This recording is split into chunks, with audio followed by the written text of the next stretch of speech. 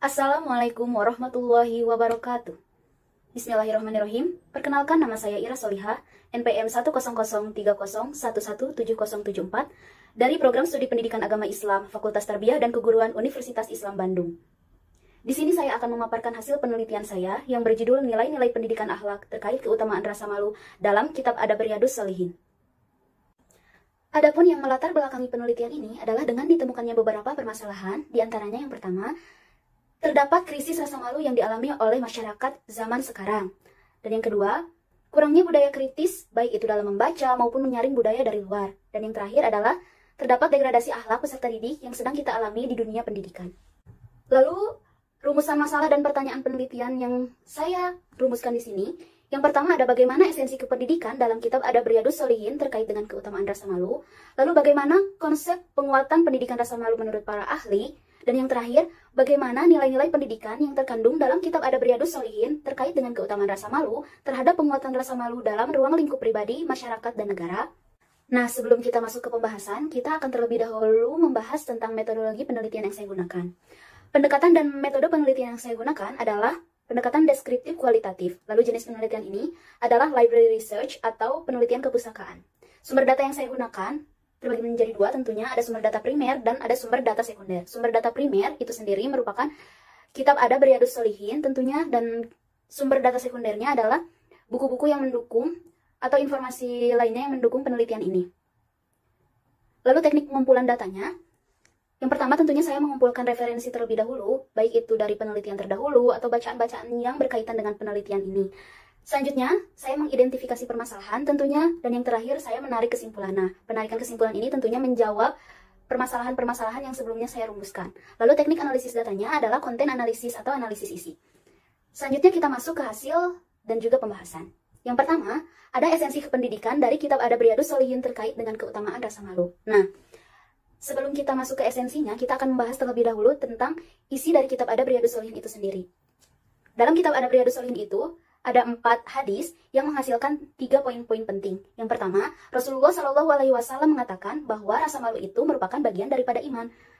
Oleh sebab itu, kita harus memiliki iman terlebih dahulu agar kita bisa memiliki rasa malu. Lalu setiap rasa malu itu tidak mendatangkan hal apapun kecuali kebaikan. Dengan memiliki rasa malu, kita akan terhindar dari hal-hal yang tercela, dan tentunya itu menjadi kebaikan untuk kita. Dan hakikat dari rasa malu itu muncul dalam bentuk sikap meninggalkan perbuatan yang buruk dan perbuatan yang zalim, atau juga perbuatan yang tercela.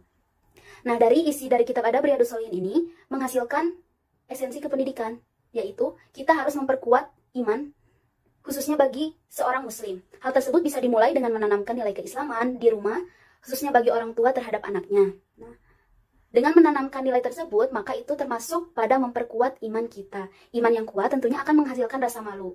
Rasa malu tidak akan mendatangkan apapun kecuali kebaikan, karena dengan rasa malu kita akan menghindarkan diri dari hal-hal yang tercela. Itu intinya, teman-teman. Nah, yang selanjutnya ada konsep penguatan pendidikan rasa malu. Penguatan pendidikan rasa malu ini, teman-teman, merupakan sebuah proses dalam perubahan, pembentukan, serta pengembangan potensi yang ada dalam diri individu. Nah, tujuannya ini itu untuk melindungi mereka dari melakukan suatu hal yang kurang baik. Maksudnya apa?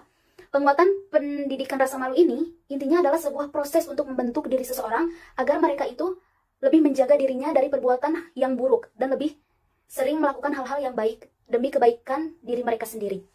Kita bahas terlebih dahulu nilai-nilai pendidikan yang terkandung dalam Kitab Adab Riyadhus Shalihin terkait dengan keutamaan rasa malu.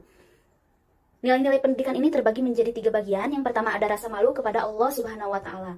Selanjutnya ada rasa malu terhadap sesama manusia. Nah, yang terakhir ada rasa malu terhadap diri kita sendiri. Selanjutnya kita masuk ke 3 pilar utama untuk mewujudkan nilai-nilai pendidikan terkait keutamaan rasa malu dalam penguatan karakter, yang terbagi menjadi 3 bagian. Yang pertama dalam ruang lingkup individu.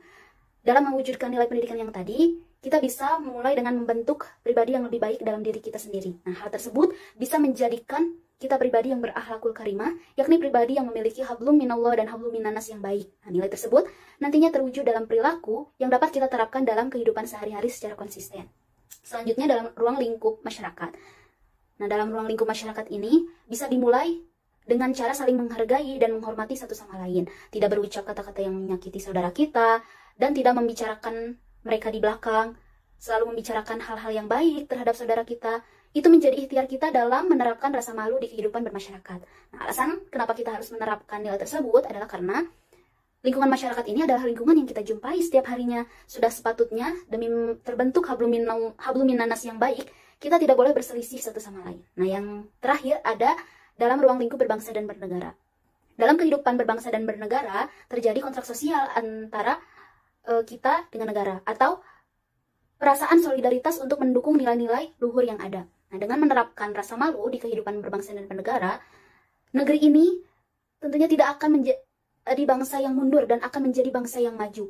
Rasa malu membuat kita enggan berbuat hal-hal yang tercela. Masyarakat tidak akan membuang sampah sembarangan, tidak akan korupsi, atau mengambil sesuatu hal yang bukan haknya, lalu bersikap adil terhadap rakyatnya bagi pemimpin dan bersikap patuh pada pemimpin bagi rakyatnya. Sekian yang dapat saya sampaikan. Semoga apa-apa yang saya sampaikan dapat bermanfaat khususnya bagi saya, umumnya bagi seluruh umat manusia. Mohon maaf bila ada kesalahan, karena kesalahan itu murni datangnya dari saya dan kebaikan hanya milik Allah Subhanahu wa Ta'ala. Sekali lagi terima kasih atas perhatiannya. Jazakumullah khairan katsir. Wassalamualaikum warahmatullahi wabarakatuh.